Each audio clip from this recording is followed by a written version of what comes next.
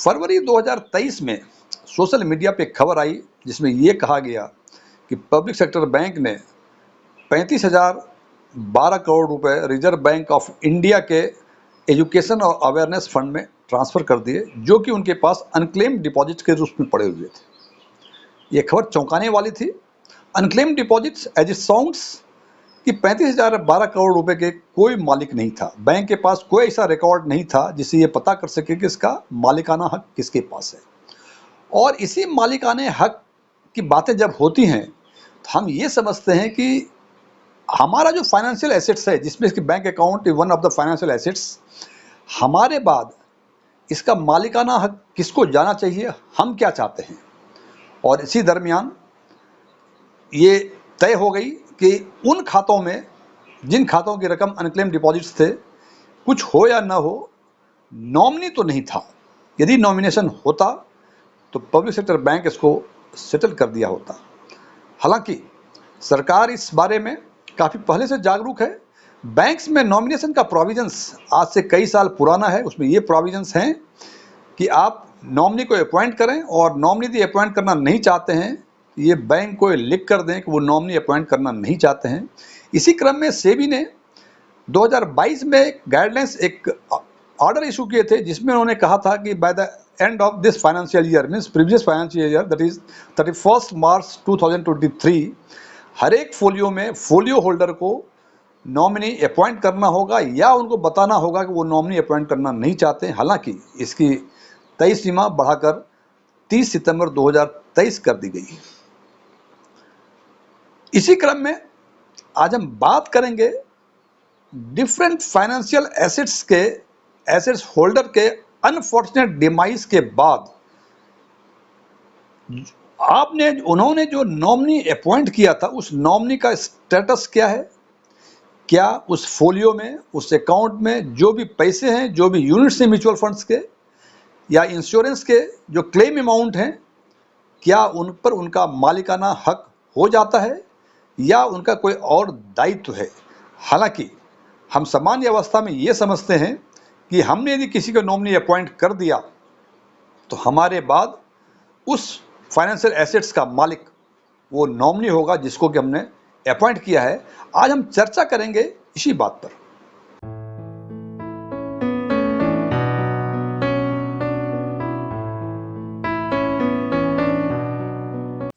यदि मेरा यह वीडियो आपको पसंद आए, इसे लाइक करें, अपने फ्रेंड्स के साथ शेयर करें, और यदि आप हमारे चैनल पर फर्स्ट टाइम आए हैं, इसको सब्सक्राइब करें, और सब्सक्राइब करने के बाद उसके बगल में बेल आइकन को जरूर दबाएं ताकि हमारे नए वीडियो की नोटिफिकेशन आपको लगातार मिलती रहे। स्टोन टैक्सपिन में आप एक बार फिर से स्वागत है। मेरा नाम डीएम झा है। इस पर आगे चर्चा करने के पहले हम बताना चाहेंगे कि नॉमिनी का अपॉइंटमेंट केवल फाइनेंशियल एसेट्स में होता है, फिजिकल एसेट्स में नॉमिनी का अपॉइंटमेंट नहीं होता है। फाइनेंशियल एसेट जैसे एलआईसी की policy, PPF, EPF, bank accounts और बहुत सारी एसेट्स। और आज हम बात करेंगे नॉमिनी के डिफरेंट एस्पेक्ट्स के बारे में, और इसमें सबसे पहले बात करेंगे कि कौन कौन से फाइनेंशियल एसेट्स हैं जिसमें हम नॉमिनेट कर सकते हैं, हम नॉमिनी बना सकते हैं, और यदि उसकी होल्डिंग सिंगल हो या ज्वाइंट हो तब नॉमिनी का स्टेटस क्या हो सकता है।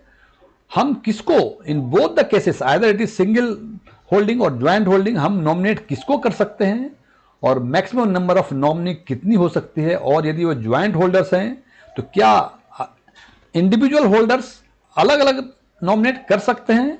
और हम ये भी बात करेंगे कि unfortunate demise of the asset holders, nominee custodian होगा या ऑनर होगा, और इसके बारे में जिक्र करेंगे कस्टोडियन और ऑनर में थोड़ा सा डिफरेंस क्या है, और भी बहुत सारी बातें करेंगे इस बारे में। तो सबसे पहले हम बात करते हैं एलआईसी पॉलिसी की। एलआईसी पॉलिसी की होल्डिंग हमेशा सिंगल होती है।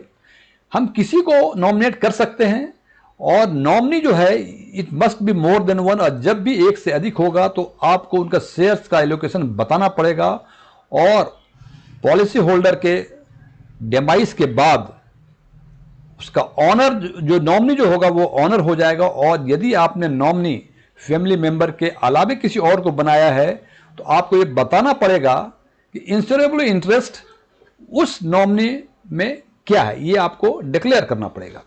उसके बाद दूसरा है बैंक अकाउंट्स, हालांकि बैंक अकाउंट्स को सबसे नीचे में रखा हुआ है हमने, लेकिन it's very important financial assets.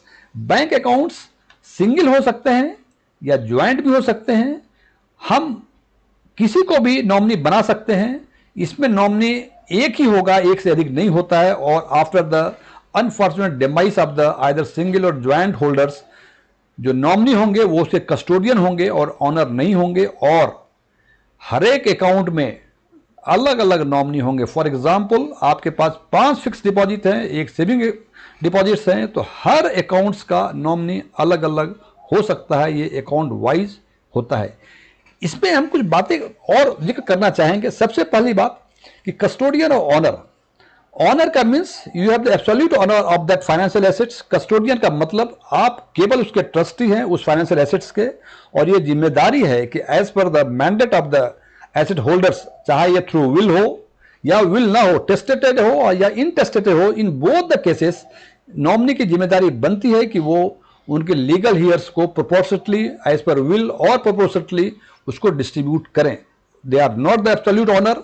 Honour means they are absolute owner, but in case of bank deposits nominees are the custodian only, not the absolute owner. दूसरी बात है बैंक डिपॉजिट्स के बारे में, बहुत सारे पढ़े लिखे से बातें हमारी होती हैं और वो कहते हैं कि यदि वो अकाउंट ज्वाइंट होल्डर है, अकाउंट यदि ज्वाइंट है, तो नॉमिनी का क्या नीड। फ्रेंड्स, नॉमिनी का नीड है। कोई फाइनेंशियल एसेट्स है, नॉमिनी का नीड होता है। और नॉमिनी एग्जिस्टेंस में तब आता है जब एसेट होल्डर्स के सिंगल या ज्वाइंट सारे उनके एसेट होल्डर्स की अनफॉर्चुनेट डिमाइस हो जाती है, तभी उसका एग्जिस्टेंस आता है। मैं फिर रिपीट कर दूं, नॉमिनी का एग्जिस्टेंस केवल होल्डर के डिमाइस के बाद ही आती है।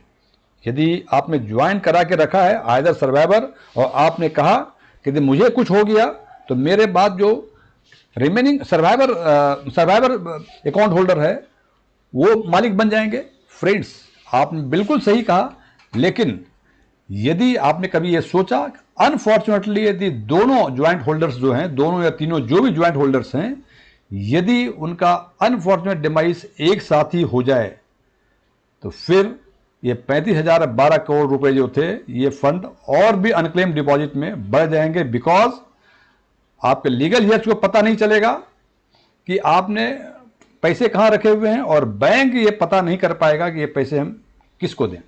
अगला फाइनेंशियल एसेट्स है शेयर्स। शेयर्स में भी आप सिंगल या ज्वाइंट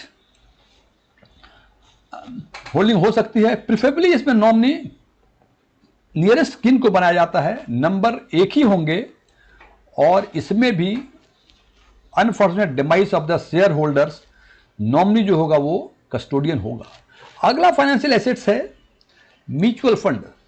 म्यूचुअल फंड में मैक्सिमम होल्डिंग 3 हो सकती है, मींस सिंगल भी हो सकती है, ज्वाइंट भी हो सकती है। ज्वाइंट में मैक्सिमम फोलियो होल्डर्स 3 हो सकते हैं। आप किसी को बना सकते हैं नॉमिनी, मैक्सिमम नॉमिनी 3 होंगे। और एक चीज ध्यान रखें, जब भी नॉमिनी की संख्या 1 से अधिक होती है तो आपको ये एलोकेट करना पड़ता है हर एक नॉमिनी का शेयर। इसमें भी after the demise of the folio holder nominee जो है कस्टोडियन का ही रोल निभाता है। और जैसे कि बैंक्स में होता है अकाउंट वाइज, वैसे म्यूचुअल फंड में भी फोलियो वाइज नॉमिनी अलग अलग हो सकते हैं। PPF, public provident fund, very popular small saving scheme. इसमें होल्डिंग हमेशा सिंगल होती है, इसमें ज्वाइंट नहीं हो सकती। इसमें भी कहा जाता है कि नॉमिनी को प्रेफरेबली आप किन को ही बनाएं, हालांकि कोई ऐसा रेस्ट्रिक्शंस नहीं है, लेकिन प्रेफरेबली चाहते हैं लोग कि जो गवर्नमेंट बिजनेस डिपार्टमेंट वाले हैं वो चाहते हैं कि किन को ही बनाए, सो दैट उनको सेटल करने में कोई इशू ना हो। इसमें भी जो नॉमिनी की नंबर होगा वो मल्टीपल हो सकता है। और जैसे कि मैंने पहले बताया कि if it is more than 1 nominee, then आपको शेयर एलोकेशन परसेंटेज वाइज बताना पड़ेगा। और इस केस में भी कस्टोडियन होगा nominee after the unfortunate demise of the PPF holder और एसेट होल्डर्स। और यदि अकाउंट माइनर के नाम है तो उस केस में किसी को भी नॉमिनी बनाया जा सकता है। मैं फिर बता दूं, यदि मेजर के नाम पे है तो प्रेफरेबली किन को बनाना चाहिए, गवर्नमेंट डिपार्टमेंट बिजनेस डिपार्टमेंट वाले चाहते हैं। और यदि होल्डर माइनर है तो नॉमिनी किसी को भी बनाया जा सकता है। इसके बाद बैंक का लॉकर, बैंक का लॉकर भी ज्वाइंट या सिंगल हो सकता है, इसमें भी किसी को बना सकते हैं नॉमिनी।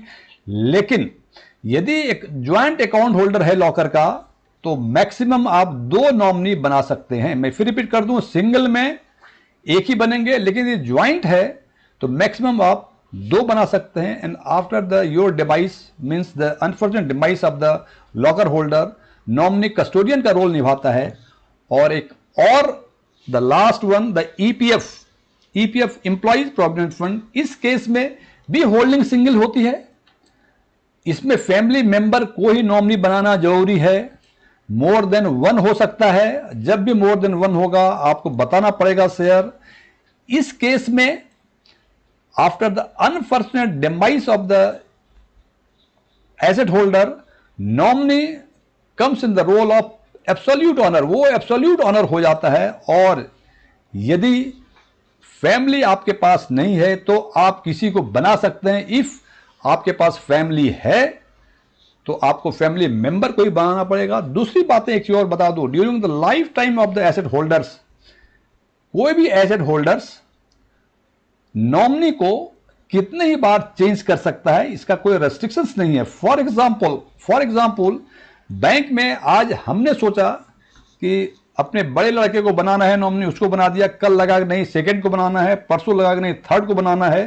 तो जैसे जैसे आप नॉमिनी चेंज करते जाएंगे, प्रीवियस मैंडेट जो है वो एब्सोल्यूट हो जाएगा, उसका कोई मतलब नहीं है। जो latest nominee before your unfortunate device जो होगा, that will be the valid nominee. इसको हम कंक्लूड करना चाहें तो देखते हैं कि आउट ऑफ 6 हेड्स, 4 हेड्स ऐसे हैं जिसमें मुझे कुछ डिफरेंट दिखता है।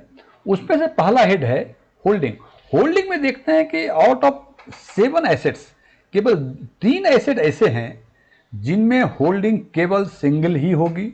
वो है इंश्योरेंस, दूसरा है पीपीएफ और तीसरा है ईपीएफ। मतलब इन तीनों फाइनेंशियल एसेट्स के अलावे बाकी सारी फाइनेंशियल एसेट्स में होल्डिंग सिंगल भी हो सकती हैं, ज्वाइंट भी हो सकती हैं, लेकिन केवल इन तीनों में होल्डिंग सिंगल होंगी।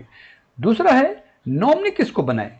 इसमें देखते हैं कि 3 ऐसे फाइनेंशियल एसेट्स हैं जिसमें कि नॉमिनी हम किसी को भी बना सकते हैं। 3 नहीं, वो 4 हैं। पहला है इंश्योरेंस, जिसमें किसी को भी बना सकते हैं। दूसरा है बैंक अकाउंट्स, जिसमें किसी को बना सकते हैं। म्यूचुअल फंड में भी किसी को बना सकते हैं और लॉकर में भी किसी को बना सकते हैं। जबकि 3 फाइनेंशियल एसेट्स ऐसे हैं जिसमें आपको नॉमिनी प्रेफरेबली फैमिली मेंबर को ही बनाना पड़ेगा, दैट इज शेयर, पीपीएफ और ईपीएफ। तीसरा आइटम्स है नंबर ऑफ नॉमिनीज। इसमें 2 ही फाइनेंशियल एसेट ऐसे हैं जिसमें कि केवल एक ही नॉमिनी हो सकते, वो हैं बैंक्स और शेयर्स। इसके अलावा जितने फाइनेंशियल एसेट्स की चर्चा यहां हमने की है उसमें 1 से अधिक नॉमिनी हो सकते हैं। और तीसरा है कस्टोडियन होगा nominee after the unfortunate demise of the financial asset holder, या वो ऑनर होगा। इसमें केवल 2 ही ऐसे फाइनेंशियल एसेट्स हैं जिसमें नॉमिनी का position after the unfortunate demise of the asset holders owner की होती है।